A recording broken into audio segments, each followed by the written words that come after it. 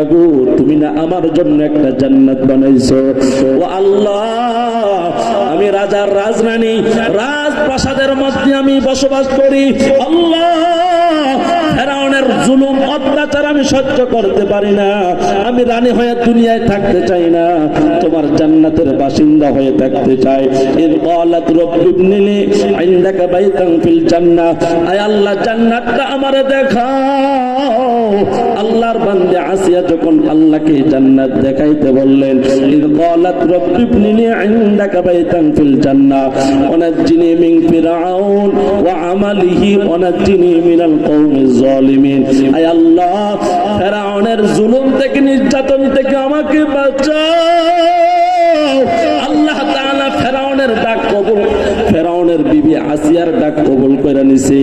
ঈমানের পাওয়ার এত বেশি ছিল, আল্লাহ ফেরেশতা দিয়া জান্নাত আসিয়ার চোখের সামনে তুইলা ধরছে।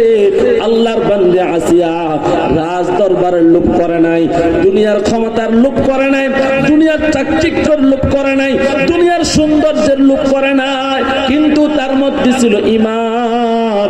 ঈমান দিয়ে জান্নাত চিনছে।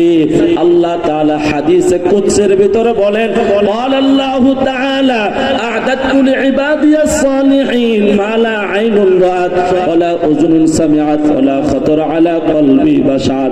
আমি দুনিয়ার মধ্যে যারা আমার নেক বান্দা, আমি তাদের জন্য এমন জান্নাত বানাইছি, মা লা আইনুন রাআত, এই জান্নাত দুনিয়ার চোখ দেখে নাই, ওয়া লা উযুনুন সামিআত, এই জান্নাত দুনিয়ার কোন কান শ্রবণ করে নাই, ওয়া লা খাতার আলা কলবি বাশার। আল্লাহর বান্দা, এমন জান্নাত আমি আল্লাহ বানাইছি, দুনিয়ার কোন অন্তর কল্পনা করতে পারে নাই। জোরে বলেন না সুবহানাল্লাহ। আর জান্নাত বানাইছেন কে?